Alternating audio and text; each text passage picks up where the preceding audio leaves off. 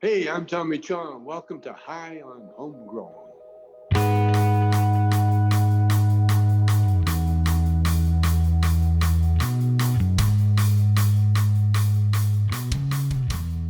Yes, everybody, and welcome to High on Homegrown, the cannabis podcast from Percy'sGrowroom.com. This episode is the Grow Guides episode, and we're going to talk about pH and EC.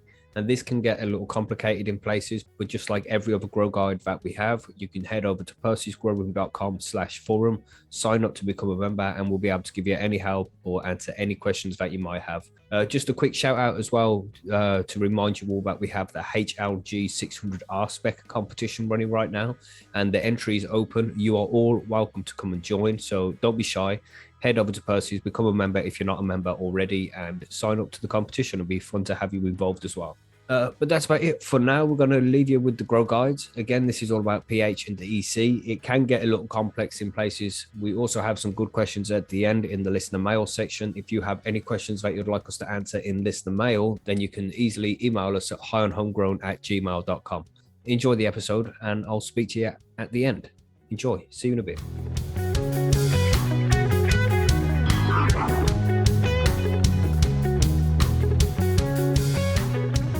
Yes, so I mean, pH is a very important factor when it comes to growing plants, especially cannabis. If the pH isn't correct, then the plant isn't going to eat properly. Now, EC comes secondary to that, but it still is an important factor. But we're going to talk about both during this grow guide section to make sure that you get a decent understanding of what people mean when they say pH and what they mean when they say EC. What is a good pH to grow your plants at, and what is a good EC to grow your plants at. And this is going to depend on what medium you're in, what size your plant is, how big your plant is, and how much you should be feeding it every day. So this is what we're going to run through this week. So I think it's best we should start off with the pH, and we'll discuss what the pH is first, and how it works and what levels are good to have for different plants in different mediums. Mm-hmm. But because that's obviously the most important bit. Yep. So there's two main differences when you come to pH, and that is the pH for plants grown in soil and the pH for plants grown in hydroponic mediums, including cocoa or soilless mediums in general. So let's start off with the hydro thing, because that's important. Monkey, you're a cocoa grower. You want to tell us about pH there? Right. Well, pH, first of all, stands for potential of hydrogen or potential for hydrogen. Is that what it stands for? I thought it was just that was it. It's just called pH. I didn't know it stood for something. No, it's a measure of free hydrogen ions in your solution. Okay. And so a highly acidic solution is going to have a lot of ions, so it has a low potential to accept more. So it would be a pH 1. And a highly alkaline or basic solution, either way you're going to call it, I prefer alkaline, is going to have like a pH of 14, meaning it can accept a lot more free hydrogen in there. Cool. Okay.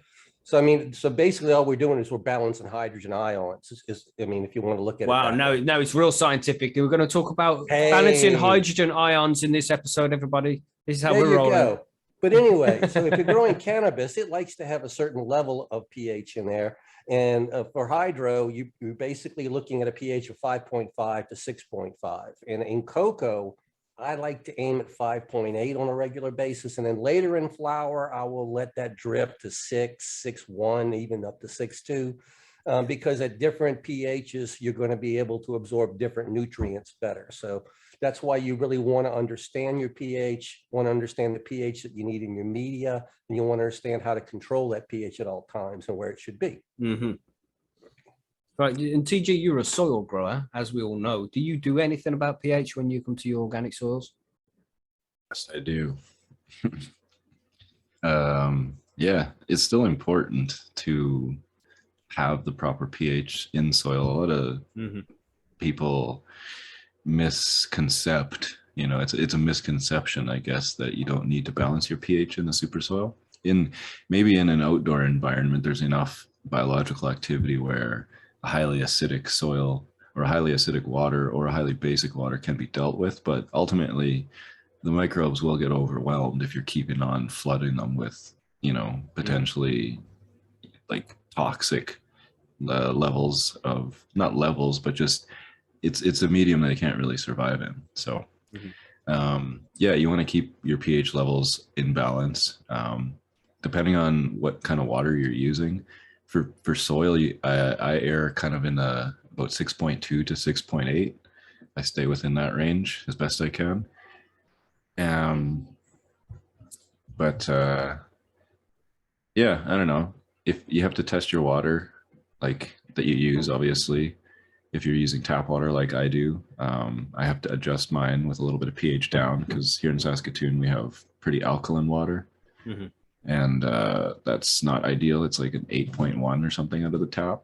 So a lot of those nutrients that are built into my soil, which it's great that they're there, but if the pH is off, the plant still can't, use them. So yeah, I always pH my water, and it seems to always work. Yeah. I don't know. I pH it in, and the only time I ever look at it when it comes out is if I'm having issues, because what goes in, I've found over the years it stays pretty stable unless there's something really fucky going on in there. Yeah. All right, so Sorry, long answer. no, it needs to be for this one, I suppose. But so when it comes to hydroponic mediums, like Monkey said, he's using his around 5.8 to 6.2.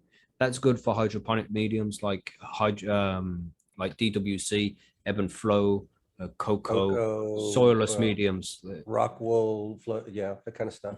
and then TG said there that with the soil, then he likes to adjust his pH to around 6.2 to 6.8, and it's got a larger buffer when it's in soil as well, because there's more microbes living in the soil. There's more life in there to help things get broken down and become plant available, and to try and keep things balanced. And also, if you're buying a good soil or building a good soil, you add some dolomite lime to it. That helps keep the pH within the right range as well.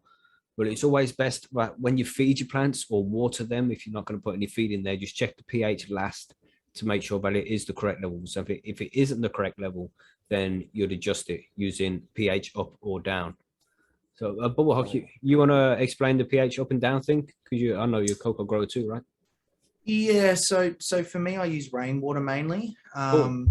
So my pH is generally quite low. So I'm, before I even put anything in, it's around the 4.5. Wow. Just it's proper really, acid rain. Yeah, it's really, and I mean, look, it is what it is. So I normally will add all of my nutrients, give them a nice mix, and I put like an air stone in the bottom just to let it sort of air through the mix a bit. And then I use citric acid and bicarb, because for me, because I'm in cocoa and I'm feeding daily and I'm making my batches up daily, using bicarb, because bicarb can be a little unstable if it's left. So if you're doing big batches, you're better off using like a hydroponic specific pH down, because it's going to be more stable and keep your pH at a more stable level over time. But for me, yeah, I use the bicarb and I just sort of mix it in with some water to create my pH up, and then I use just citric acid or lemon juice for my pH down, and I'll just sort of add a little bit at the end once I've had all of my once I've added all of my nutrients and I'm at my EC level that I'm happy at, then I'll adjust it and I'll let it sit for a little bit, generally for about half an hour to an hour. I'll let it sit before I add it to my res, just to make sure that the pH has been stabilized, because it will swing up and down for a little while. So keeping an eye on it, making sure it's stable before you add it, is always a good idea. So as mentioned there, you have to actually check the water to find out what the pH level of the water is. And to do that, you need a pH meter. Now, these can be bought for pretty cheap online. You can go to Amazon and buy one for like £5-10, but these things are not going to be very good and not going to be very, very reliable. And it's better to buy something that's going to be reliable and is going to last for a while as well. Because if that pH level is off and you check it and it tells you it's okay, then you're going to have problems with your plants. You don't want that shit. You need good, reliable equipment that you can rely on and trust that the reading it's giving you is going to be accurate. So there's two brands that I recommend, but I'm sure there is more than two brands when you're looking for a pH meter. But Essentials is a good budget brand, and you can get that for about £40, between £40 and £50 for your pH meter. And I know that might be expensive, or might sound expensive for some, but it's worth putting that money in to make sure that you got a good, reliable reading when you're checking your pH. And then you also have Blue Lab. Blue Lab is super cool, man. That's my preferred pH, and that's what I use. I use Blue Lab because they'll tell you what the temperature of the water is as well, which matters when it comes to pH too, because the pH can change depending on the temperature, right? Yeah. Yeah. So, and then and you can also recalibrate these things with the right solutions, so you can they can last for a long time. Clean it, recalibrate it, and it's good as if you bought it at the fucking factory. Yeah. So Make sure you get the correct calibration solutions. Different pens have different ones you need. Some are 7 and 4, some are 7 point something and 4 point something. Some of them have 2 points, some of them have 3 points, some of them have single point calibration. So make sure you get the right stuff and make sure you store them correctly. Oh my gosh, I can't stress that enough. Yeah. I mean, I've thrown a couple of them trash because my mistake, not storing them correctly. So when you have a good pH meter, then you need good pH solution. And like Bubba Hawk said, you can use bicarbonate of soda for pH down, or no, pH down in it, and then you can use citric acid for pH up, right? Yeah, you can. Way. The opposite way, yeah. I always get these two ways yeah. confused, man. I swear.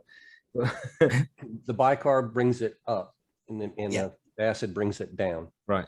So that So yeah, there's a controversy with the bicarb thing because it is a sodium bicarbonate. It will it will change your pH, but it does add a touch of sodium to your feed. And typical sodium is not real good for your plants, but bicarb is pretty strong, and it only takes a few granules usually to move that pH.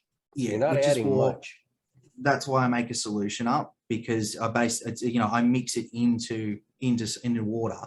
And then I'm not just dumping, straight bicarb in. It's just the solution, and it just slowly brings it to where I want it to be, rather than just putting a whole spoonful of bicarb in the bucket and hoping for the best, if you know what I mean. I've grown some good weed using bicarb and vinegar to go ahead and make the adjustments, but I've also read some stuff online where people tell you it'll ruin your weed. But honestly, I think it's a good, inexpensive way to do it. It may not be ideal, but it works. Because most people would go to the hydro store and they'd buy some pH up and pH down in the bottle, just right there. And you may buy Vitalink or somebody. And this shit is like really strong. Yeah, if you could put like 1 drop in per liter. So if you got a 10-liter bucket, you put 10 drops in the thing. The pH can swing massively from being neutral at 7 down to being 4. Something that it matters. It's different for each person who uses it. When you get the pH stuff, check it, mix up your feed, check how many drops you need, and then test your pH again, give it a good stir, let it sit to make sure that the pH up or down disperses properly. And that's another thing as well. If you've gone too far and you say you've bought it too low, it's down at 5.3 and you need it at 5.8, and then you're going to go put the pH up in, then it's better to just add water. Don't put pH up and pH down into the same water, because they'll react together and they're going to cause salts and shit. It's not cool, man. Don't mix them both together at the same time. I've done that, and it's like an explosive reaction, really. It's strange. It generates a lot of heat. It gets angry, though. It can get angry. So be careful what you're doing with that stuff. Don't mix them together.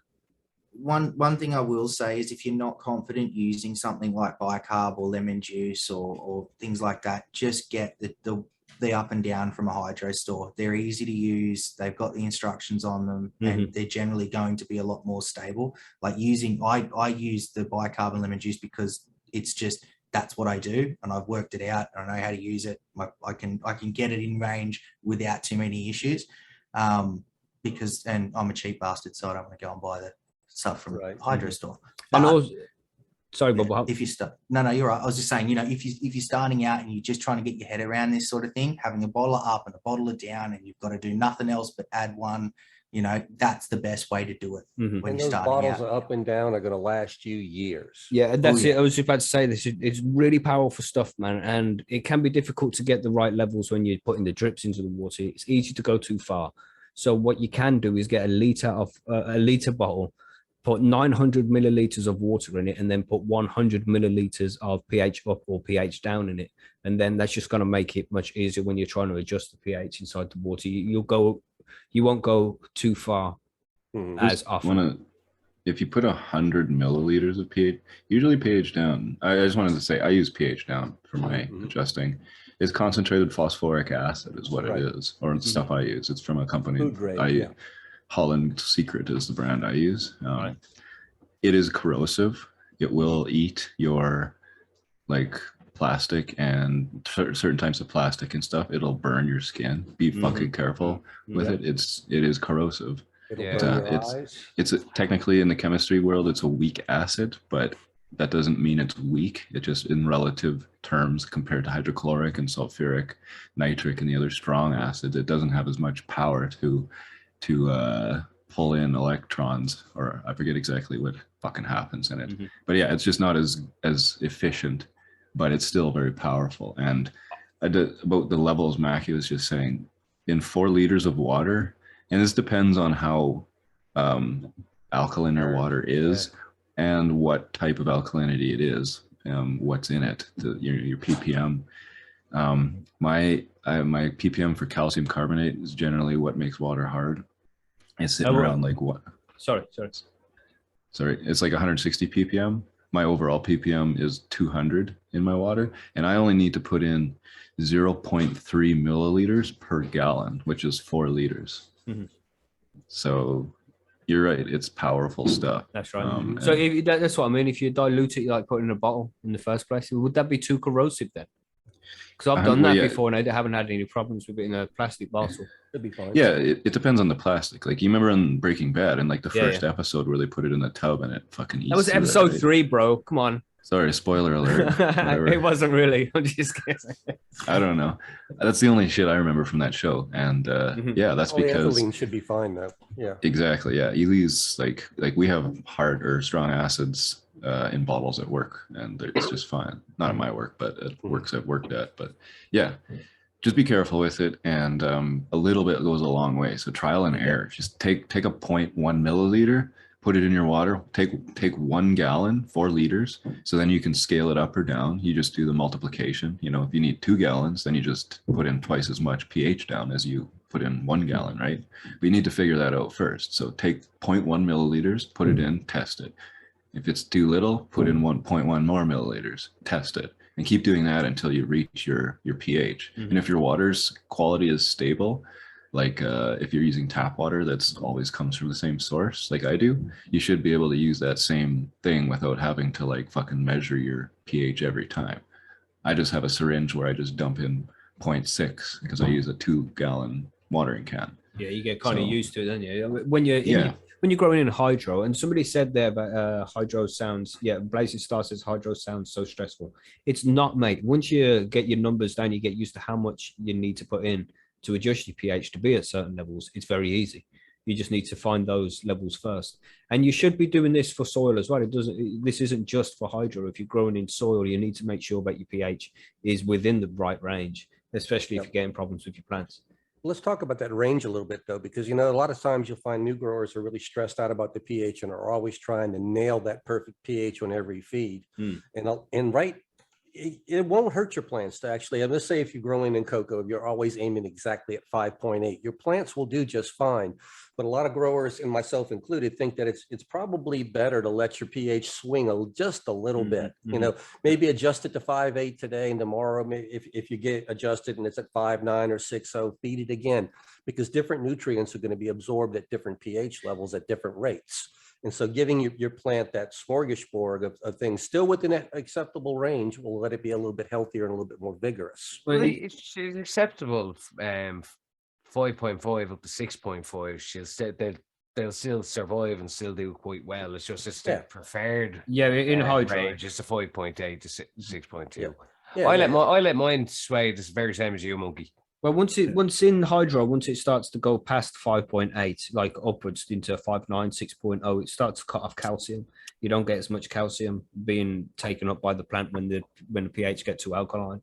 And the opposite way, if it goes down past 5.7, you start to lose out on the magnesium. You know, but it tapers off. It's not like instantly gone, that it'll be able to absorb less. Right, and then phosphorus uptake is better at a slightly higher pH and not so much during the lower pH. Mhm. So it's a balancing act in it. Yeah. That's why sometimes that swing is not a bad thing, you know. Definitely in hydro as well, yeah, to swing between 5.8 and 6.2. And some people do say that during the flowering stage as well, it's good to have it at 6.2 because the plant can absorb the nutrients it needs better at that level when you're growing in hydro.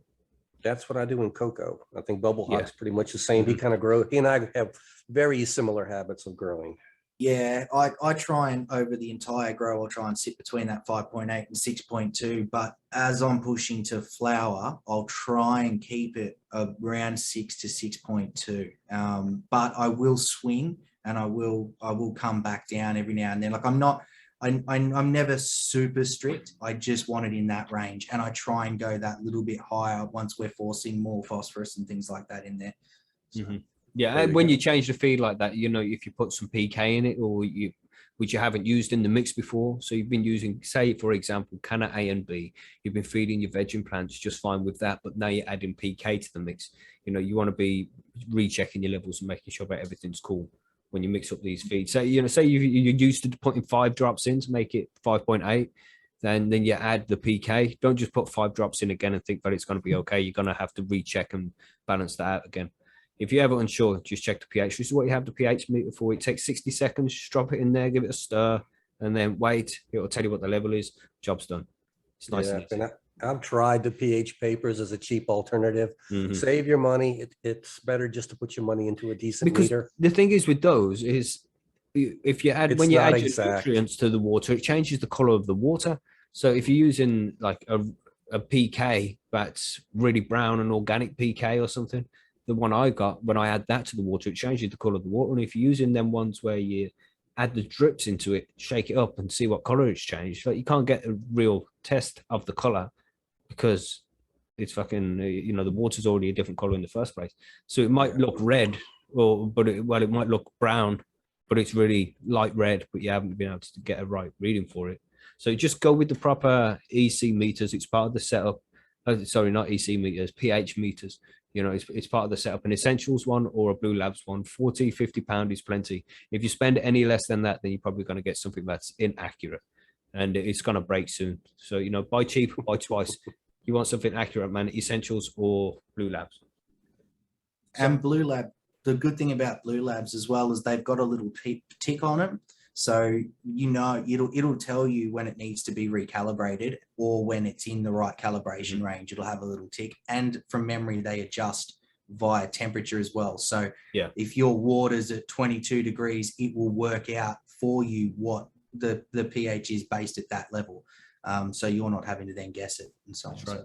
So essentially what you're doing is you'll mix up your feed. You put your canna in, your canna 1 milliliter per liter of A and 1 milliliter per liter of B, some CalMag or something, stir it up, test and see what the levels are. And then, say that comes to like 6.2, you need to drop it a bit, a couple of pH down in there. And then you stir it up a bit, let it sit for 5 minutes, check again. And if it's right at 5.8, then you're happy, you're ready to go. You can feed that to your plants. The pH is always done last. After you've added all your feed and everything's done, you've stirred it up and everything's sat, add your pH, and the pH always lasts, and that will make sure that the pH of your feed is correct. And like we said, if you're in hydroponics, between 6.8 and 5.2 is good. And if you're in soil, 6.2 to 6.8 is good as well. So just try and rock with that if you can. It might sound complex, but once you've done it yourself and you see what you have to do, realize it's a lot easier than it sounds.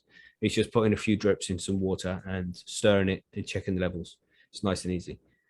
And then we also have as well of pH, because pH is the most important one, but there's also EC, and EC is also known as ppm or TDS as well. They're similar, but EC is more reliable because the scale used to measure EC is the same all around the world. But if you use ppm, there's different methods of ppm and different readings it will give you for the reading that you have in your bucket. So most growers who grow cannabis, who grow plants as well, would use an EC meter because you can get a more accurate and reliable reading from that other people can understand as well. So when you're asking for help and you can say it's the EC of the runoff is 1.2, then it's much better than telling us the ppm is 600, because that's EC 600. is universal. Or Mhm. everybody around the Yeah. world is going to know what that EC is. Mhm. Mhm. ppm, not so. So Well, and you've got the varying things with ppm too. You know, you've got your 500 and your 700, and then your conversion rates from there. that's right, man. So if you come over to Percy's, we're going to always ask you what the EC is. And when you tell us ppm, we're going to politely ask you what the EC is again, because that's the number we need. Yeah. I mean, ppm does work to some extent, but it's just so much easier to just use EC. That's the same sheet we're all singing off. So just use the EC. That would be the best way. And again, you can get an Essentials EC meter or the Blue Lab EC meter, or there's other brands as well, like Hanna is one, HANNA. That they're good EC meters. I had one of those and it was epic.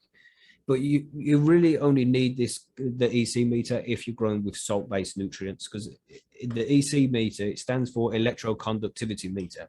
And essentially it's just sending a charge through your water, which will bounce off different salts in the water, and the salts of the food like Canna A and Canna B. And then it will go back to the other prong. It comes from one prong to the other prong, and it will tell you how conductive the water is. And the more salts it has in it, the more conductive the water is, and the less salt it has in it, the less conductive it is. So it will tell you on the screen how conductive your water is, and you'll essentially know how many salts are in that water then. But this doesn't work for organic nutrients, right, TG?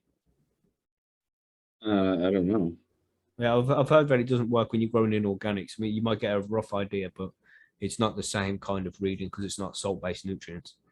Probably not, because like salt-based, I assume in an ideal world, the only thing in there is water, salt, and medium. You know, let's not talk about root exudates or anything else that can influence the pH that's in the rhizosphere, but assuming it's just those three components, yeah, it's easy to figure out, like, you know, oh, I don't have enough, or oh, I have more. But in an organic or super soil type of thing where you have microbials doing their shit and shitting, and root exudates doing their thing, and mycorrhizal stuff, yeah, the pH or the EC is maybe a bit less important. I don't measure. I just, like I say, if something's off, I'll take some readings. I use ppm, you know, just to monitor what goes in versus if it's just depleted. I know the average levels that I should be at in you know, certain points in the grow ppm wise. So if it's lower than what it should be, then I'll supplement. But beyond that, no, I don't worry about EC. So why do you use ppm instead of EC? Because I don't know. I mean, I don't think I could influence the EC, you know, even if I did test for it. Like, what would I do if it was off? I guess I could flush it with some water or something, but beyond that, everything is already in my soil. I can't flush it out, right? Yeah. So that's, I guess, the same principle of ppm though. Well, the ppm, I just use it more as a proxy as to what's going on in there. I don't necessarily need to like adjust it specifically. I just need to know if it's depleted or not, or if it's not the pH, because if they look like unhealthy and they're not supposed to yet, I'll measure my runoff. And if it's not the pH, and if it's not like obvious bug activity or some weird shit like that, then I'll look at the ppm, and a lot of the time it's way lower than it should be. So then I'll put in some fish hydrolysate and, you know, the whole kit and caboodle of the top dress, as it's called, I guess. But you use EC, don't you, Monkey? Yeah, EC all the time. It's all I use. And I actually like to run a low EC, but listening to what TG's talking about, how organics and EC may not work well together. But lately what I've been doing is mixing organic with salts in cocoa. And maybe that's why I'm running so well on low right now, I'm thinking. Right, yeah, maybe. Mm-hmm. I mean, when I used to grow in cocoa, the EC of my feeds would usually be around 1.2, and you have to take into account first you get your tap water or your rainwater. The rainwater is going to be really low EC. There won't be anything in that. But if you're using tap water, then you can check your EC using your EC meter, and you want it to be less than 0.4. I mean, any higher than that, and you want to start considering either using a reverse osmosis system that's going to filter a lot of the shit out of the water, or you want to try mixing it half with mineral water or spring water or rainwater if you have that. Or distilled water, or lots of things. Yeah. Yeah, or something which doesn't have any background minerals in it, because tap water might have the chloramine, chlorine. It would have calcium in it. Obviously, a lot of it will have calcium in. And you just want to make sure, and you can go to the local provider, whoever provides your water to you. You can go to their website, and they'll usually have some kind of breakdown of what the background EC is of the water before you start with, and that's known as your background EC. And this needs to be taken into account before you add any food to it. So once you found out the 0.4, for example, I mean, my tap water is really low, 0.16 or something like that, really low EC.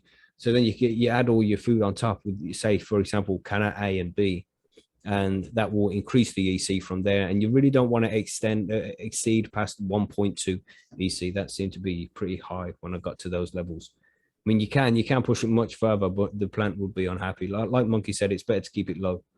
And Absolutely, they'll be just happier follow the low plan. than they will high. We can always add more. It's hard to get rid of it once you put it in there, though. Yeah, there's a limit. Once they start fussing at you, you can't take it back. Yeah. No. I mean, it's easier in cocoa to then adjust and go back, but you still can't, like, you're still going to have created damage at a point. Yeah. And as we all know, once cannabis plants are damaged, you don't repair the damage. You just have to move on from it, Mhm. Yeah. And this is where you'll find a lot of problems with salt-based nudges. Is the EC is too high. A lot of growers using hydro would have really high EC, heading up 1.8 to 2.0. So it's going to be the same thing as it was with the EC. You're adding it to the water, and then when it's added to the water, it's going to be the same thing it was with the pH. You add the food to the water, and then you're checking it to see what levels it has.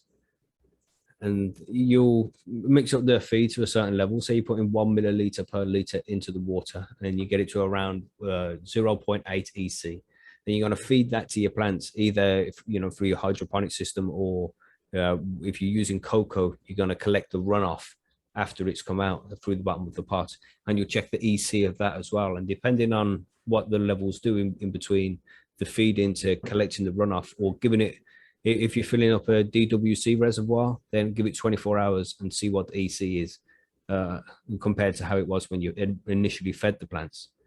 And then that's going to be able to tell you whether the plant is eating too much or not enough, right? Yeah. One thing when testing runoff, though, is, especially with cocoa, you really want to be taking the first that's coming out, the first runoff that's coming out. Yeah. Don't let it sit. Yeah. Don't, because I mean, when you're running to run off and you're going to be flushing through your new feed, and if you're taking it from at the very end, it's going to be as close to the feed you've just put in anyway. You're not going to get a good idea of what's going on at that root zone prior to you then feeding. And try and lift the pot up to collect that bit of runoff. You don't have to do it all the time. It's don't do it for every feed. Do it if you think there's a problem, or whether you're just trying to get your levels right, but don't do it every feed. Because if you lift it out the trays, then you're not going to get any contamination from the trays either. Because once the water drips onto the trays and dries off, it leaves salts behind. And then when you water again and them salts dissolve into the runoff and you collect the runoff, then it's going to give you an inaccurate reading. So lift the pot up and try and get the runoff from the bottom of the pot as it's coming out rather than landing in a tray. Then you check that to see what the EC is compared to what it was the day before when you last watered. So it sounds complex. It does when you try and break it down like this, but it is really easy when you just get your head around it. You only need to do it a couple of times to understand what's going on. But it's a really good way to tell whether your plant is eating properly or not. If you're putting the EC in, for example, at 1.2 and it's coming out the next day at 0.5, then the plant is eating a lot of the salts, or it's taking in a lot of the salts that you feed into it. So you could bring that EC up more and then hope when it comes out again next time that it's closer to the original way. It's closer to the original level that you put in the first place, because you want it to be just a little bit over. Say if you put in 1.2 in, then you want to be at about 1.3 with the runoff coming out, and that's just keeping everything stable for the plant there. and the plant's going to be happy at those levels. And on the flip side as well, if you're putting it in at 1.2 and then it's coming out at 1.6, 1.8, that means the plant isn't eating everything that you've been given to it, and it's leaving lots behind between the feeds, and so it's leaving salts behind in the medium, and that's why it's rising when you get the runoff again. So that means that you should feed the plant a little bit less, and you should give it a little flush, just a small flush, to try and get rid of any salt buildup, because that will cause problems. But if you say at your 1.2 and it's coming out at 1.8, reduce the EC down to 1.0 and give it a couple of feeds and see how it feels from there. But you just don't want it up too much. Right? Yeah. But you're cocoa as well, GB. What do you do? I don't really check my EC, to be honest. I haven't checked it in a long time because I just go by the plant. You know, I go by my feeds. If she's looking a bit light, I up her feed a bit. If she's looking a bit dark, I back her back. You know, I don't really have any problems with nutrient lockouts or things, because I do let her swing ever so slightly, but in general, she's always at 5.8 or 5.9. And you feed low as well, don't you? And I feed very low fucking levels. I only feed A and B, and then I add in a bit of PK throughout the flower. On occasion, at the start and at certain points, for a week, I might add a bit of Rizo, you know, and stuff. But in general, I don't even check it, man. I couldn't even tell you where my EC fucking meter is. Yeah, you know, it was honestly, I couldn't. Yeah, when I started growing in cocoa a long time ago, when I was using the advanced nutrients, I mean, I'd use it quite a bit then, because, you know, I was new to it, was just trying to get used to how nutrients works and shit. But over time, I do use it less and less, and I will only check the EC, say, once a week to see what's going on in the medium, to see if it's too high, too low. But generally, you can just look at the plants. But I think that takes practice as well. That's just because you've grown a few plants, so you know what's going on now.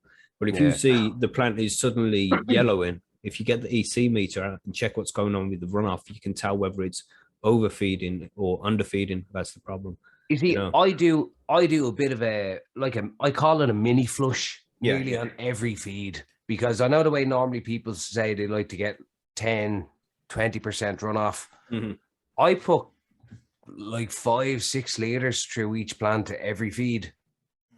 You know, like I refresh the entire medium the whole way through, and I do that constantly. You know, maybe not every feed, but, you know, it's good to get a lot of them old salts out for sure, man. Yeah, just to keep the medium balanced. Yeah, at least twice a week I would do that now. It's the whole entropy thing, isn't it? Is high concentration to low concentration. So if you have the cocoa, for example, all the water, if you're growing in DWC or something, and that's at 2.0 EC, but the plant is only sitting at 1.2 EC, you know, inside that actual plant itself, then that's a lower concentration. And just the way physics works, it's going to try and balance out that difference. So food's going to essentially force itself into the plant, and that's what can make it overfed with the tip burns on the leaf and shit like that, is because the salts are being forced into it. And it's the opposite way as well. When if you've been overfeeding the plant, like you fed it 2.0 for a while, and now the EC of the plant is dark green, looks really thick, you know, looks like it's well overfed, then if you flush it a lot, like reduce the EC massively and bring it down to 1.0, then for a few feeds after that, it's going to work the opposite way, where the salts are essentially pulling themselves out of the plant and into the cocoa again to try and, you know, bring balance in between the two with the entropy, the way that works. And then, so when you flush it after that, it will show, so you've reduced the EC massively down to 1.2, and you check it again a couple of days after, but it's coming out, it's still higher, like 1.5. And it's not because you're feeding too much at that point. It's just that the plant's still trying to find balance. So give it a few days when you're going from too high to too low, just so you can give the plant time to catch up with itself and things to move around and disperse properly. It takes a while, but if you keep the feed low at all times and you're not forcing anything into the plant, then it should remain happy for the whole time. You know, just don't try and ram it. Don't try and think that if I feed a shitload, if I put a shitload of food into the medium, the plant's going to eat it all up and it's going to be happy, because it doesn't work like that. Plants don't eat like animals. If they don't overeat, they won't stuff themselves. You can't give them more to fatten them up. They're going to eat what they're eating. That's all they're going to take. That's right. Like, and this is why it works so well in organic soils. All them nutrients are there for the whole life of the plant, but you can put a small plant in it, and the plant isn't just going to eat it all because it's there. It'll take what it needs when it needs it, and it's the same principle with salt-based nutrients as well. Try not to force more food into the plant than what it needs. No, the trick with this is making sure that as much food that the plant wants is available, but you don't force the plant on it. So that's what Mackie's talking about right here with the EC, making sure that your input is at the right level so the plant can eat when it wants, whenever it wants, and then it'll get fat. But yeah, more kills the plant. That's all that happens. Keep it low, man. Keep it low. And then raise it in small increments. So you got something to say about Hawk? Yeah, I was just going to say, if you are going to run a higher EC, you need to be checking that runoff more often. So especially as a newer grower, if you're not confident in reading a plant itself and knowing the signs of when something's going wrong or a lockout starting to creep in on you, keeping an eye on that EC is the easiest way to know and gauge where you're at and where that plant's at in its stages. And as you said, there's going to be points where it's going to eat a little bit more, it's going to eat a little bit less.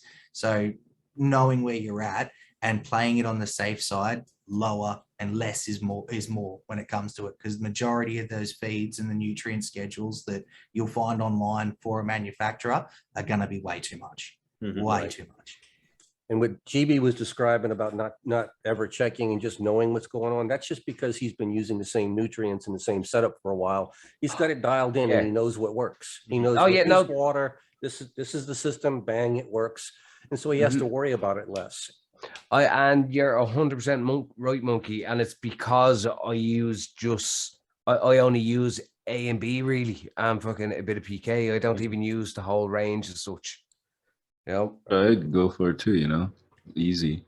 When I have checked my runoff, obviously, I'm running like 4,000 ppm, At the end of my grows, I'm still hitting 2,000 ppm. And I don't know what that translates to EC, but I'm sure it's a fucking lot. And yet my plants still grow. I've been getting lots of compliments on some of the stuff I've been giving out, actually, because it's fucking good. I know it's fucking good. I wish I could share to you guys so you could see it's fucking good too. But that's why, when I said I don't care so much about EC, it's not that I don't care. It's just not as relevant, I feel like, to me, because even though I can run these extremely high levels, I still come out. And I think it's because in my soil, I do have microbial activity. It's not reliant on it. I really like what Tad said. I can't remember what the context was. Tad Hussey from KAS Organics.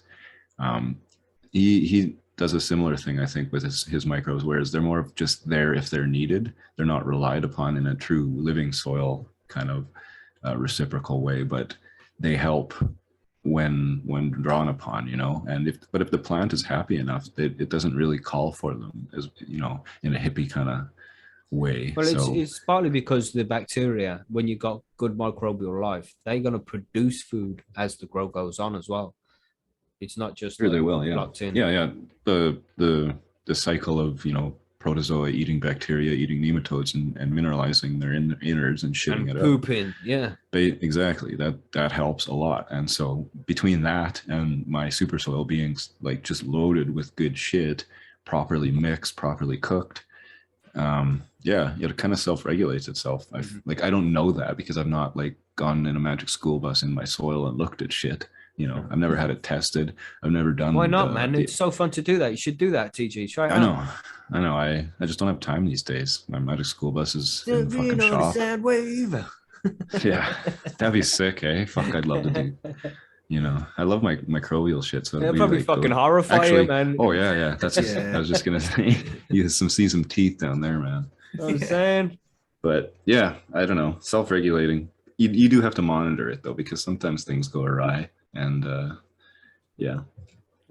growing with hydroponics using EC and pH that way is like growing by numbers. As long as you keep track of those numbers, it's plain sailing, man. It's so easy to do. And if there's any issues, they're easily fixable and identifiable. But that isn't the same when you grow organics. If there's problems in organics, you have to know your soil or be able to recognize what the problem is and then be able to add shit to the medium to fix it. the EC won't be able to tell you so much about what's missing and whether it's eating too much or not enough. I mean, because I come from hydroponics into soil, and I do think that though organics takes less time, so it's easier in that aspect, but it's definitely easier to grow in cocoa if you have the time to, or other hydroponic mediums, because you can just monitor everything so easily and just know everything that's going on. You're in full control of that shit. So you just That can Yeah, I be think- intimidating sometimes for a new grower, though. I mean, when they think Mhm. they have to balance it all on their own. But I'm like you. I love the control of cocoa, Mhm. but outside, I have to say outdoors for my regular flower garden, not weed, but I'm all about the organic because, like Keith says, I just water it. It's the same with mine, man. I've just watered these plants every 4 or 5 days. It's like, I can really go 5 Yeah. days sometimes if I need to. My water. message to Well, everybody: it's not how you grow, just grow. Yeah, just do it. Figure Well, out- my water only cocoa grow is going to be ready to go in the next week. I've just been letting it cook up for the last week. Oh, cool, You cool. putting dry amendments in it? Yeah. Cool. I go on the full go to see if it works first. Hmm. It's a trial Okay. because these are not normally sold as cocoa nutrients. It's a life cycle. Okay. Yeah. I'm going down I'm giving the life cycle and the charge and the biosys Okay. thing. It's basically I was having a chat with them and they said, yeah, no, it would be possible. They haven't tried it themselves, but they reckon it would be possible. Have to find the right levels, I guess. Yeah. So we'll see how it goes. But Mhm. that should be ready in the next week.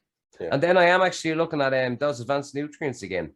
So it will be breaking the LEC meter out again.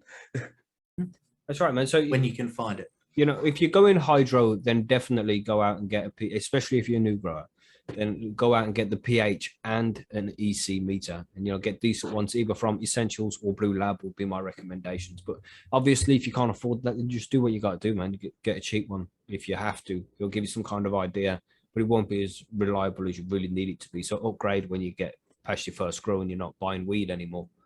But if you're going in soil, then pH, you only really need a pH meter. Well, if you're going organics, if you're growing salts in soil, then you still need an EC meter for that because you want to be able to try and monitor how many salts are going in and out. But the EC meter is less important. The pH is far more important for both mediums, for the hydro and for the soil. Make sure you have a good pH meter, and if you can afford both, get the pH and the EC meter. And that will help you out massively throughout the growth, just letting you know what's in the medium and if the plant's eating too much or not enough. And of course, if you need any help with any of this, if you've got problems with your EC or your pH and you need to figure out what's going on, then you can always visit percysgrowroom.com and ask some questions, and we'll be able to answer any questions that you have there and help you get things fixed if necessary. But keep the feed low, keep the pH within range, and the growth should go nicely. Right? I think we all agree. Is there anything else to add? I mean, it's a big subject, still more to cover, I'm sure. But that's about the basics of EC and pH, right? Yeah, it's something that every new grower needs to actually look at and consider because it does trip up a lot of new growers. I'll say too, if you do run into problems, the best thing you can do, the first thing you should do is check your pH and check your EC because if you're dumping a bunch of nutrients in there when it's not actually depleted in nutrients, your pH is just simply off. It's much easier to fix with a flush instead of having to waste a bunch of resources and money and time and potentially damage your plant by overfeeding it. So that's it. Yeah. Most of the time it is the pH. If the pH is off, not within range, then it's going to cause problems. So that is the most important thing. Check the pH. Chibi, what are you saying? Chibi? I think I was going to say something along the same lines, Mikey. Sweet. So we do have some questions as well from Woody. Mainly, we have a couple of questions from Woody. We should shout those out. Let's have a look here. Hermaphrodites is what he's asking about. If a plant shows both sexes at the same time at the start of flower, what causes that? Genetics or stress? If a plant shows both sexes at middle life, what causes that? If a plant shows both sexes at the end of harvest, what causes that? Are Hermes genetically instilled in a plant, or is it induced through stress? and just pissing off the plant in general. It's a bit of both, mate. It's most feminized seeds would have some kind of Hermy trait in their genetics way back in their genetic line, but good genetics will have it further back, so it's less likely to express itself throughout the growth. But stressing a female plant is definitely an easy way to make it Hermy, and depending on how strong the genetics are will depend on how much you have to stress it to make that Hermy gene express itself. But it's when it's at the start, like when the early days of flower, if you're seeing both male and female genetics at that point, then it is probably down to the genetics of the seed in the first place. It's probably just Hermy genes. It should be mentioned that a lot of, like when the commercial hemp is usually bred to have both sexes on the plant. So these genes are out there, and it's very easy for these genes to filter back into some plants sometimes. So early showing two sexes early on, don't want that one. No, get rid of that straight away. I mean, and then you have it through midlife. If you're seeing Hermes through midlife, it's probably, I mean, most likely, in my opinion, it's down to the difference in light cycle. The light cycle's off, or it's getting light leaks in the tent somewhere or outdoors. You know, it could be from a street light or a security light or something. If the night cycle is interrupted too many times, then it will confuse the plant and it will cause it to Hermy. And I think it's similar to what happens there towards the end of harvest. Well, when it goes past the harvest date, the plant is going to at some point die, because that's what cannabis plants do. They don't live all year round. They only live seasonally. So at some point, the plant's going to get to the end of its life and it's going to be like, oh shit, I'm going to die soon and I haven't been pollinated. I need to make some seeds to make sure I can grow again next year. It doesn't say that to itself, I don't think, because it's a plant. But, you know, it's something like that. And then it will grow some male parts to produce some pollen, to pollinate itself, so it can make essentially selfing seeds of itself. And then that'll, when the plant dies, it falls onto the ground and starts again springtime. So if a plant's pushed too far past its end date, then that can happen too. But that's genetics as well, right? I mean, TJ, you're going to know a lot about this shit, right? You pollen chuck. Yeah, I do, I guess. Yeah, basically. I'd say genetics, like, it has to have the propensity to do it. It doesn't just appear in the genome, you know, like plants don't just Hermy. It has to have the ability to do that. Whether or not it does it with like a pinhole leak or a full fucking, you left the door open and the light on kind of thing is a relative thing. You know, my purple godbud, for example, is extremely prone to Hermying. If it has any light disrupting this dark cycle, it throws out a couple balls. And yeah, but if you don't, it's perfectly fine. Some, like you said, will just do it automatically. Generally, that happens when flowering is induced, because you know it's ready to go, and if that's what's going to happen, that's what's going to happen. Towards the end, though, yeah, those are the flowers I don't tend to worry about. You know, like Seedsman's Jack Hare, for example, I had that happen with that one, and all I did was just pluck the male off, and it was like a week away from finish, even 2 weeks away. Not enough time to pollinate. Exactly. Usually the cluster, the bud clusters are so thick by that point anyway that the little male banana gets kind of squished in there. So if there is any pollination, it's extremely localized. So yeah, those ones, they, like Mackie said, it's just a last ditch effort for the plant to reproduce some seeds for the next year. But yeah, I really, if the plant doesn't have the propensity, even if you do feminized seeds, you know, like I've made feminized seeds with skunk, with Charlotte's Angel CBD and stuff, and I've treated them like my skunks. The last run, I treated them like dog shit, like fucking light leaks, just nutrient issues, just everything. They were awful. And if they're gonna Hermy, they should have Hermy. They turned out amazing in the end. You know, no like semblance of a male. So stability is important. Skunk obviously is one of the most stable lines there is, but yeah, genetics playing a really big part in this. And yeah, I think we should do an episode on this. I think doing an episode on Hermes would be a good idea. Yeah, there's a decent amount to talk. Monkey's right with the whole hemp thing, and yeah, it's an interesting one. there's interesting trains of thought within the Hermes with epigenetics where triggers that set off the female in an epigenetic center to Hermes and produce a seed. Is that trait in the epigenetics that have been triggered going to be in that seed that it's pollinated at this point? And there's really no answer right now. That, I mean, I'm sorry. I spent a week with my nerd daughter, and we were actually talking about stuff like this weekend. So it's fresh on my mind here. I'm no geneticist, but I know that sex is, at least in genetic terms, is quite fluid. It's not just X and Y. There is some other things that can happen.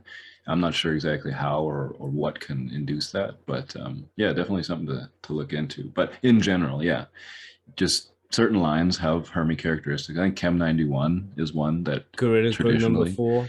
yeah, they probably will Hermes all the time, but that's just the nature of them. That's just like my purple god bud is accepted, right?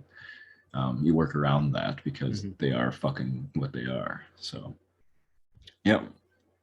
Yeah, man. If it's fire enough, we'll work around the Herm. That's right. And even if you Definitely. do Hermes the plant, it's not end of the world, man. You can make hash out of it if you want to do something with it. You can deal with it. It really depends on the scope, man. And like, Yep. honestly, in the old days, Herming is how people kind of or a lot of people, growers, got new seeds for the next year, you know, because they get a few male flowers, produce a few seeds, which are all feminized. They're going to be Hermes prone because that's going to be built in. But yeah, we should do an episode on that. It's interesting. Yeah, there's a lot to cover. Topic. Yeah. We have another one from Woody as well. Storing rainwater or any water for a week or more. What's the best method? Does it need to be bubbled? And does it need bennies, which is beneficial bacteria? Does it need bennies so bad stuff doesn't grow? Monkey, you're a rainwater grower, right? Yes, I am a rainwater grower. I store a lot of rainwater too.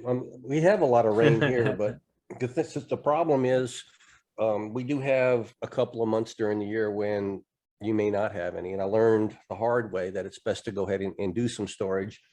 And I have 5-gallon buckets that I fill up. I filter the rainwater through nothing more than paper towels just to get the particulate out of it. And then once I take clear rainwater and I cap the buckets and I put them indoors, and they will last years.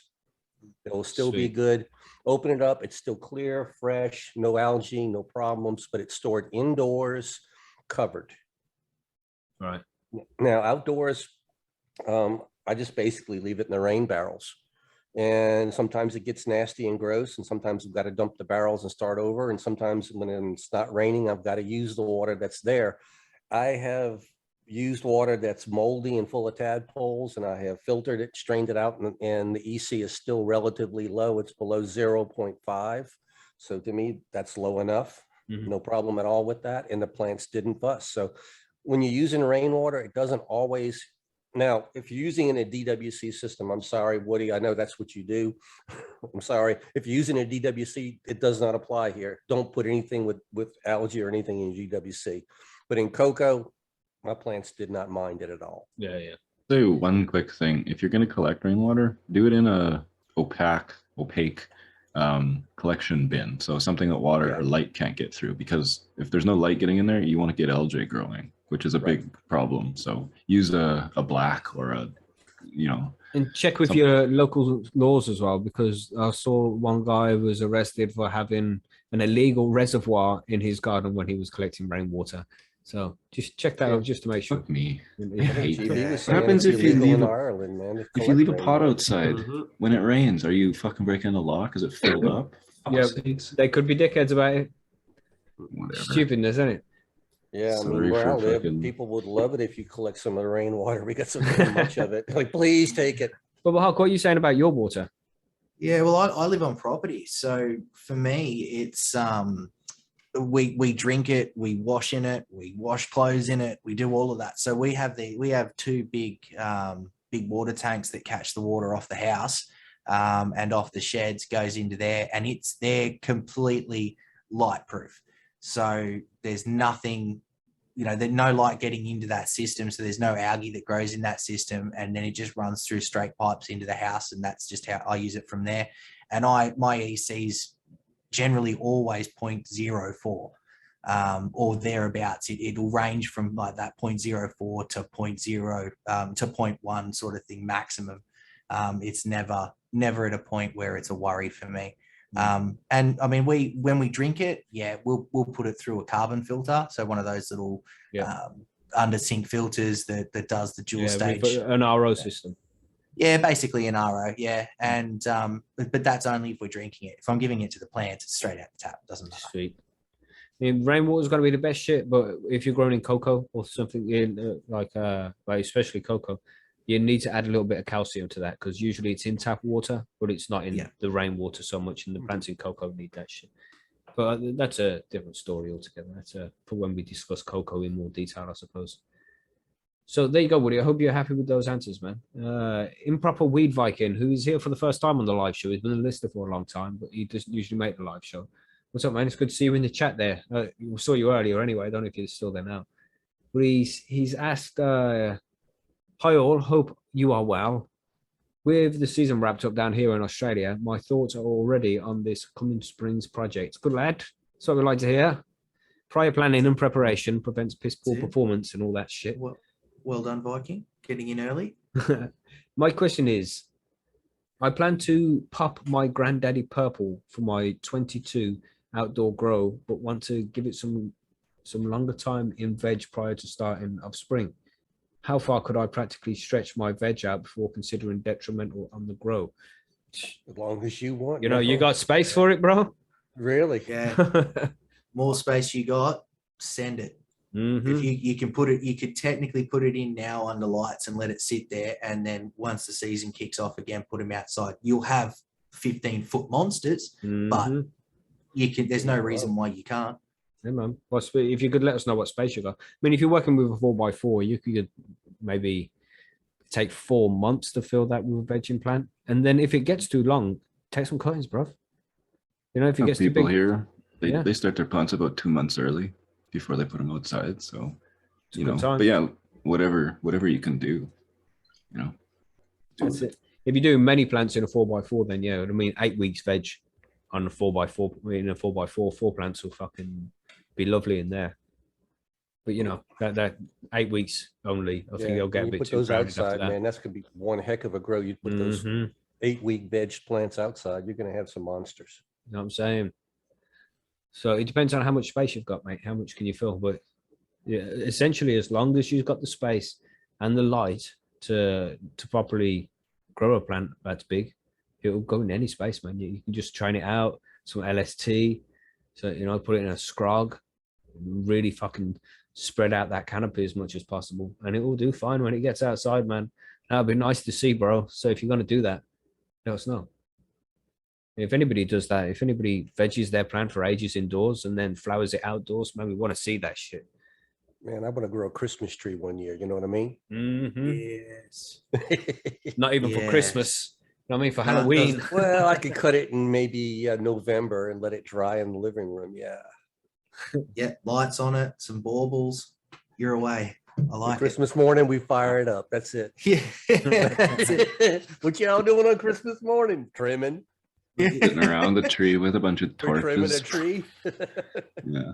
But you know, that's them beast plants in California, them huge ones which you've seen Jorge Cervantes walking around in that one video. You know the ones we're talking about. Well, you seen Swami, they throw them on a wagon and haul them in. Like a Giants of Humboldt County, man. Fuck. Yeah. What was it? He's pulling 12 to 15 pounds per plant. Yeah, some of the guys in Oregon, when I was out there, were going to harvest some outdoors, and they were talking about machetes for this, man. You know, they're talking about 3-inch stalks. Yeah. Yeah, so there you go, Viking. However much space you have, mate, just make it work.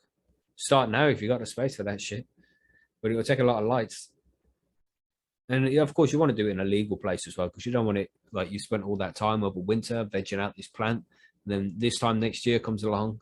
You're like, yeah, I'm going to go plant it outside. And then it gets seen because it's bigger than your fucking house. Yeah. Comes to helicopters, you can't miss it. You know what I mean? And a police car driving past can't miss it.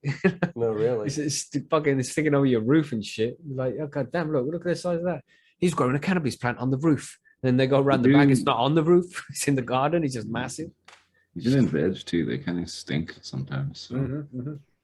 Yeah. 13-foot plant's not easy to hide in a backyard. If you're on property, you can sort of, you can go guerrilla with it a bit. But if you're just trying to throw them in your backyard and hope for the best, someone's going to spot those. Yes, so it's been a pleasure.